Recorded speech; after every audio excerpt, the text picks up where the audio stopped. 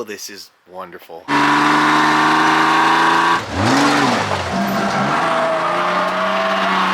that was pretty wild.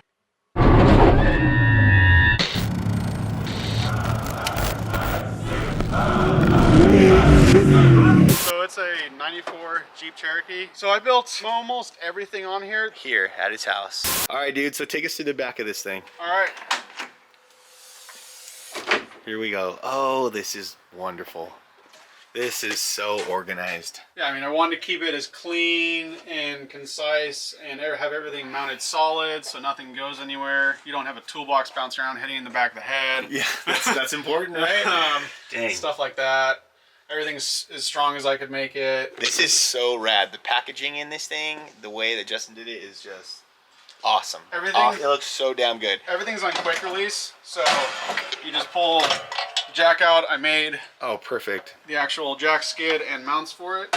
Dude, I'm gonna go on record right now and say when we start having some expos again, like we have to bring this thing to a show because there's a lot to be appreciated about this build. It's super unique. It's awesome. And the packaging is great, and I mean, I'm sure you guys would like to, have some conversations with this guy. So we're gonna just kind of throw it out there, man. Cool. Okay, if that's cool. Okay. Yeah. So you got your fire extinguisher. Fire extinguisher are very important. I have 2 in the vehicle. There's another one between the co-driver and driver. Okay. This is more of if we have like an engine fire that we can't put out with the quick extinguisher, we come back here and get the bigger one. Or if someone else is on fire, that's probably where this one's going to come in handy because this is a little bit bigger one than the other one I have. The other one's the, oh shit, we're on fire and we've crashed. Yeah. This is the, oh shit, someone else is on fire and we're going to go help them out. It's a good investment. Cool, and then you got the quick release. Showed us that guy? Yeah, the jack with the skid built onto it so you can put it in the sand and it's not going to sink through with wheels. Excellent. I have my toolbox, which I made this box for. So you just slide the toolkit out and then slide it right back in. Perfect. So we have the jack handles mounted on the side over here. I think these are called quick clamps. Okay. They're really nice soft rubber mounts that hold things really secure. Nice. I have another one on this side for the breaker bar. And then I have fluids here. And there's a trail gear fluid holder. So got all my different oils, trans fluid, coolant, motor oil, brake fluid, everything like that. 35-inch spare mounted up here. And I built a subfloor to actually mount it off the floor because, as you can see down here, I have the fuel fill plate for the fuel cell. So this is where the fuel actually comes in. And then we have the fuel sending unit. And then we have our feed and return and vent lines all in the top of this plate. Right there. All right. The fuel pump is in the fuel tank. A lot of people, when they build off-road vehicles, the fuel cells are set up to run an external fuel pump. Problem with those is the pump runs really hot when it's out in the air. It doesn't have the fuel to actually cool it. So you'll get, unless you buy a really high quality fuel pump, you can get a lot of failures. So that's why I wanted to put the fuel pump in the tank where it's submerged in fuel and cooled because of the fuel. So you can see that sway bar arm right here. So I actually have the sway bar is underneath the floor going across, and then I have it where it actually has rods that go through the floor down to the axle. Okay. And they're all next to my old school Fox 2.0 coilover. Nice, dude. So you got the 2.0 Fox. Those things are probably older than I am. Nice, dude. And I got them rebuilt. And then next to the newer King triple bypass, again a 2.5, but this is actually a 14 where the fronts are 12-inch travel. Okay. And I didn't get to ask you, what are your travel numbers? So, bumped and strapped. Front is right around 12.5. Okay. So pretty small for the stuff it goes through. Right. And then the rear is only at 13.5. Okay. So it's more, which you always want more in the back, but it's not a crazy amount more. In hindsight, I should have gone probably with 16-inch shocks, but I already had these from when it was leaf sprung. And I couldn't find someone who would trade me to 16s or plus cash or anything like that. So I just ended up sticking with the 14s because it's what I had, and I had a quick timeline that I had to try and back half this thing essentially. Okay. Then I have the comm mounts right there, and then the steering wheel mount. I have a GoPro mount on the roll bar. I also have these, another Baller carbon fiber. These are two protectors, so these are actual carbon fiber. So when you put stuff in and out and you drag it over this tube, it doesn't scratch up the paint and rust. It just drags over the carbon fiber, which isn't going to rust because it's not metal. Very cool. Did you build this cage? Or? Yeah, so this cage, I built it myself with help from a friend. When I did this, I don't think I'd ever bent a tube before. Okay. So I had my friend come and help me do all the bent tubes. So these shock hoops here, and the main tube, and then the door bars he helped me make, and then I did all the rest of the tubes myself. Awesome, man. So yeah, let's hop to the front. I'll go on the passenger side and you can... Oh, and then one other... Oh, sure. Really quickly. Stock fuel fill, adapted to the fuel cell. Oh, that is awesome. That's awesome, dude. I like that, man. We have 2 bucket seats, shifter console. Now I have the GPS mount here. Which is really nice. I didn't have this before, and when I went on the Mojave trip, I didn't have this, and I actually ended up getting separated from the group and lost for a little bit. Luckily, I was only in Cal City, so you have reception. It all worked out. It was only like a 15-minute delay. And you know what we're gonna probably start doing is that when you guys go on those runs, we'll have you guys like download like the Onyx off-road app. So yeah, I actually have Onyx off-road. Oh, you do? On this, yeah. Oh, you have it? Okay. So I was out at Johnson Valley for King of the Hammers. You're able to save offline maps, and so you can get to places when you don't have reception and not get lost. You can save all the details and everywhere. You can drop pins, so you can have people meet you there or save locations. Like I have the sand dune jump here saved, and we had a camp set up, and I have that saved, and then this was another meetup spot for jackhammer. Nice. And then right here, if you zoom in, you can actually see the sand dune in pretty good detail. That's insane, dude. And that's so cool. That's right where I launched this thing with my mom. I took her for the first time. She'd never ridden in this thing off-road, or I don't even really think on the road. And I take her out to Johnson Valley to King of the Hammers and watch the trophy trucks and go for a ride, and I launched this thing about 80 feet with her.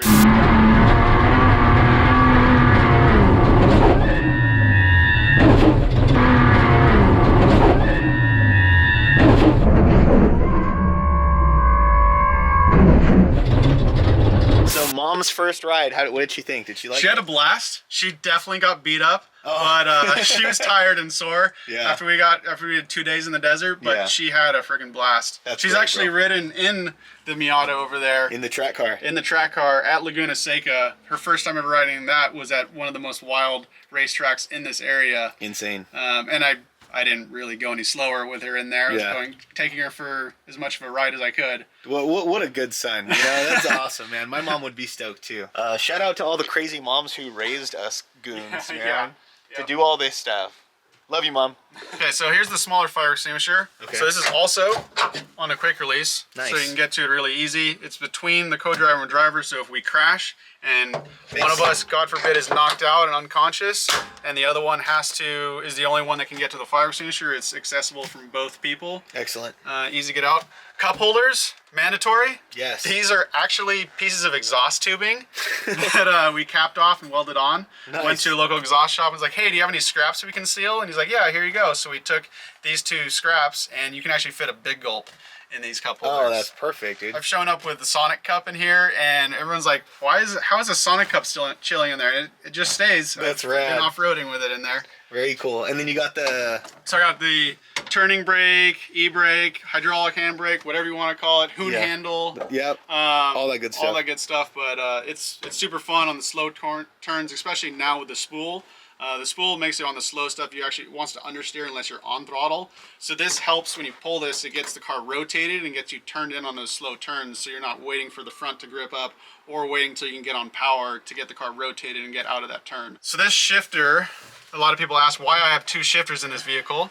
So this is the original shifter, which I modified to put a nice little lug nut on here, just for style factor. So this still shifts the vehicle from park, reverse, neutral into drive. But once it's in drive, since this is an automatic, I got rid of the factory computer that controlled the automatic, and this is now a controller that controls 1st through 4th gear, and it's a full manual. There's nothing shifts automatically. That's whatever gear you put this in, the transmission is in that gear. Excellent. And the reason it can do that is because the transmission has electronic solenoids, which are what actually control what gear it's in. It's not a valve body. It has a valve body, but it doesn't use only the valve body to shift and control the trans. It uses electronic solenoids. So this is what controls those electronic solenoids. And then it also has this switch here, controls the torque converter, because the torque converter has a clutch pack in it, which will lock it up and make it drive like it's a 1-to-1. Make it almost like it has a clutch in there and make it more efficient on the highway. That's for fuel economy and for power, because you can actually get more top speed out of your vehicle with this, because you won't have any slip that the converter actually has, because it's converters are hydraulic and they use the fluid to actually spin everything, but there's slip involved in that. So when you get rid of that slip, you actually gain about 200-300 RPM of speed back. So you could go, if you have one of these and you're trying to go for high speed, you could probably get another 15-20 mile an hour out of your vehicle just by locking up the converter. Dang, dude, this is so informational. I hope you guys are enjoying this and learning as much as I am. This is awesome. Thank you, Justin. We're gonna have to bring Justin back, like, to help us host some stuff. Okay. What do you guys think? Let's comment, man. Let us know. I love that you still have the stock dash. Stock dash. So when I built this cage, again, this was supposed to be just a fun vehicle. It's a kind of a pre-runner. You don't go too crazy in it. Well, now I'm launching at 80 feet with my mom in there and going way faster through the desert, going through big holes. And I am pushing it probably past the point of where I originally thought I built this cage to. Right. So at some point, for the chassis safety and ours, because this isn't actually tied into the body, as you can see, there's no sheet metal between the B pillars. Right. And there's no A pillar here coming down. That would be tied. The tube would be tied in along the A pillar. Right. So it doesn't have that. So I really, at this point, with how fast this vehicle is, need to add that in. Right. It's time. It's time. It's definitely time for sure. And which means I got to pull the dash, which is a pain. Are there other ways that you can do it without having to go through? Like, I know some people have done that drop tube right here. Yeah. In front, and then tie it in there. You could do that. It's just it creates, because you have an extra bend here. You have a bend around the dash. It creates almost a crumple zone in that tube, which you don't want on a cage. You don't want a crumple zone. It would, if you had a big impact on the roof, it could actually collapse that tube there. Oh wow. So that's why you want to have as little bends as possible in a cage design, and have as many straight sections, and then have as many tube junctions. Let's see. So right here you can see where I have multiple tubes landing into the corner to strengthen the corner, and they're landing on top of each other to strengthen that joint. You don't want a tube landing into the middle of the tube and then have this other tube here where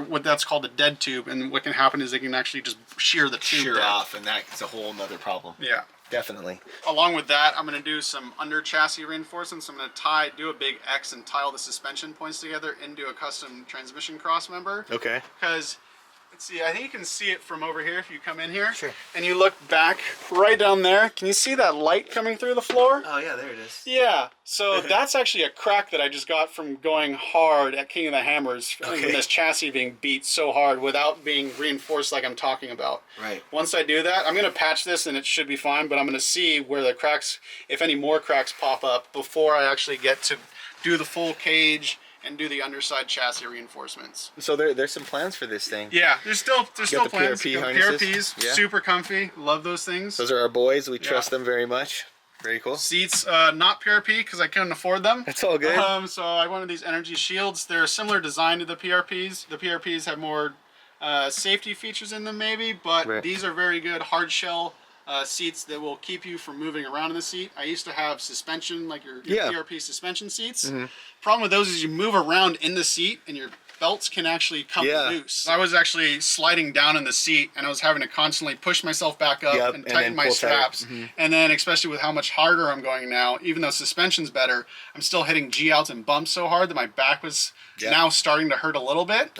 So I just knew I had to replace those seats and get a better seat. Through the chatter, these are actually not as comfortable as the other ones because they don't have suspension, but through the big bumps where it really counts, where the damage can happen. These are going to keep your back and your body much safer. Anything else in here we got to talk about? I'll come over to that side really quick. Man, so again, guys, Justin built this thing here, so he's going to actually take us through where he laid this thing out too. Door bar, I have this roll bar pad for your elbow. says when your arms are in here, you don't want to go through a big bump and then smash your elbow off the tube. That would really hurt and possibly Right. break your elbow. Even if, and then again, if you crash, Yeah. you have the roll bar tube to help protect you. You actually have the padding up here where your head would be. Granted, your head should never hit these, but it's here as a just in case something happens. Your head hopefully isn't going to hit the tubing where you could split your skull open. Got it. I also have, again, more carbon fiber here because a lot of people drag their feet when they come in here with the tube, and it was scratching the tube and I was having to constantly repaint it, kind of like how the floor, you have to constantly repaint the floor. Yeah. So this carbon fiber stops that from happening. Nice. I got a little trick, cool little radio mount in here. So this is a cool. backup handheld. It's just on a mount that I screwed through the glove box, and then I have my antenna in here and some other random things, mask and other stuff. I'm liking these side mirrors too, man. Thanks. I actually built these, and these are, I'm working on getting these drawn up in CAD right now. They're almost done. Oh, right on. And Cool. then once I have that done, I'm going to get a first set laser cut out and test fit those, and if they're good, then these are going to go on the market and be up for sale. Oh, right on. So I know you were telling me that you have your own thing on the side, Yeah, right? I just started recently my own company, so it's Overtime Metalworks. Just got these stickers made. Dude, I'm loving it, dude. That looks hard. Overtime Metalworks. Sick. Yeah, and I just got a shirt. So Yeah. if people are interested, Yeah. hopefully we'll start getting these shirts in there. Yeah, we'll drop a link in the description of the video where you guys can reach him out if you guys want to support his brand, or you guys are interested in some products that he has on this thing, or if there's other things you guys want him to make, maybe you guys can DM him or comment below. Awesome, man. You want to take us through where you built this thing? Yeah, so this is my garage. I live with my parents still. I'm planning on moving out soon, but I'm very fortunate to have access to this garage. Heck yeah. We have a large, well, not a large compared to other ones, but for a garage, a large vertical bandsaw. And all the plate work on here, all the gussets that isn't laser cut or water jetted was cut on here by hand on this bandsaw. Nice, dude. So this thing's pretty much cut most of the metal for my Jeep. This is one main component that built my Jeep. I got the MIG welder there. That's actually a newer one. I had the older one which built this Jeep, but it's the same model, built that. I got the sander, fab table. You can see I'm making parts right now for another customer. Right on. So this is where a lot of welding and fab stuff happens. Heck yeah. This is TIG welding table. Okay. So aluminum, heat sink transfers heat, and it's light. Dude, this done is really well. is so cool that this thing was built here. It's freaking awesome. So I know you were saying that in the backyard you had it sitting for a bit. Yeah. Okay. So we'll actually come back and check out that area. This is where it was built. But when I first bought it, I had enough money to buy it, and I thought I had enough, and I was going to be building it, and then I lost that job and was in between jobs, and unfortunately I didn't have any money or resources to build it. So she sat. Right back there, where all those spare parts are, Yeah. it sat there for, I think, 2 years. Yeah. Sat there for 2 years, not being touched at all, not sitting. It started sinking to the ground. I had to jack it up, put one into shoot. the tires. Okay, Because there okay. wasn't any rocks there, it was just dirt. And it started sinking over time. Oh crap. Okay. And then finally, after a long enough time, I had a good job and was making enough money that I was able to bring it out and then start building it. Start building it here. You can actually see the outline of where the jacks were. That's rad. Dude, So- so this is a full-blown garage fab build. Backyard, garage. I've done a whole bunch of work in the driveway. Doesn't but- get any more real than that, man. That's awesome. Yeah, it sat back there for 2 years, and then took me 2 years back here after work, putting in long hours to Dang. do the original build. So you're and brought close it to out here. 5 years. Yeah. Close to it, huh? I've owned it for about 6 years at this point. Right, right. Well, dude, hard work pays off, as you guys can see, man. This thing actually totally crushes it. And I mean, before we go, I think we got to go look at the track car real Okay. quick. Is that cool? Yeah, Let's check it out, check man. So tell us real quick about this guy. Okay, so this is my track Miata. This is how I've developed my driving skills. Okay. This is 31 flavors. I don't know if it can be any more obvious why it's 31 flavors, but everyone tells me, hey, when are you going to paint that thing? And I'm like, paint it? Why would I paint it? Why would you ever do It has that? so much Yeah. character, and this way I don't have to care about keeping it clean or pretty or getting rock chips or anything. I don't care. It doesn't matter. It's not on the outside what counts. It's what's underneath that counts. Right, right. This is what I'm learning how to drive in and learning how to modify these cars to be as fast as they can be with as little work and wasted effort as possible. This is kind of like the Ranger. Yeah, you know what I mean? This is the Ranger of the track. Of the track. Yeah, they were cheap back when I first got into this. Now everything's gone up in price, but because everybody wants to build them now. Yeah, everyone wants to build them, and they're getting a little more rare with time. People crash them, and they're getting lower numbers. But this is one of the best. Besides, kind of like Nelson has his Civic, that's another great option for an entry-level car to develop your driving skill in. This is the rear-wheel drive version of that car to develop your driving skill in.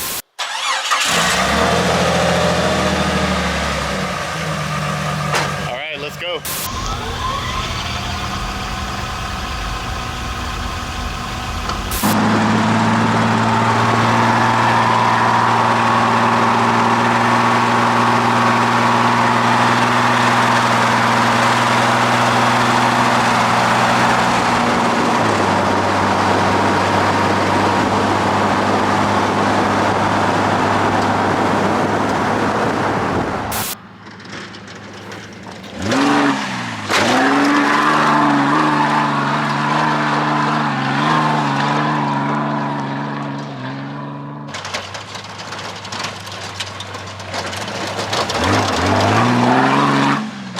Dude, that was solid. That was a good booter, man. Yeah.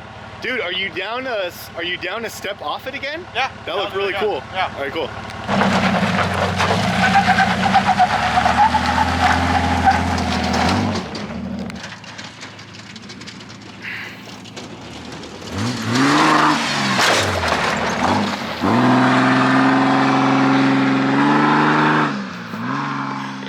Dang, dude.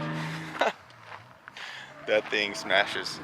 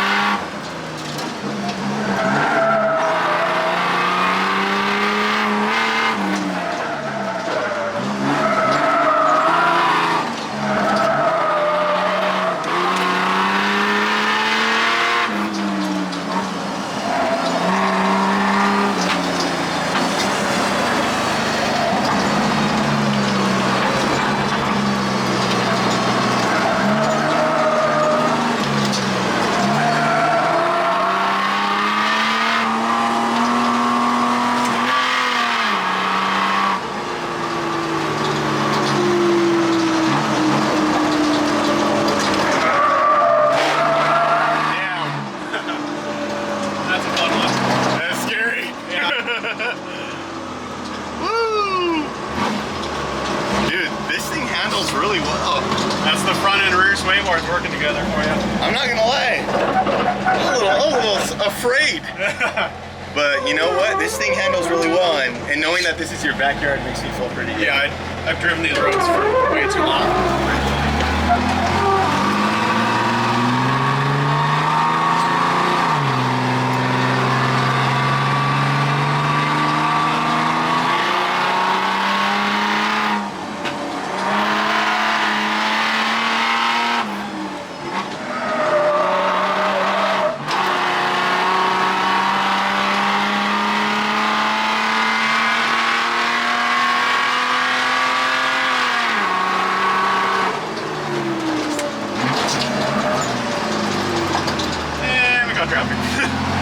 Well, what do you think?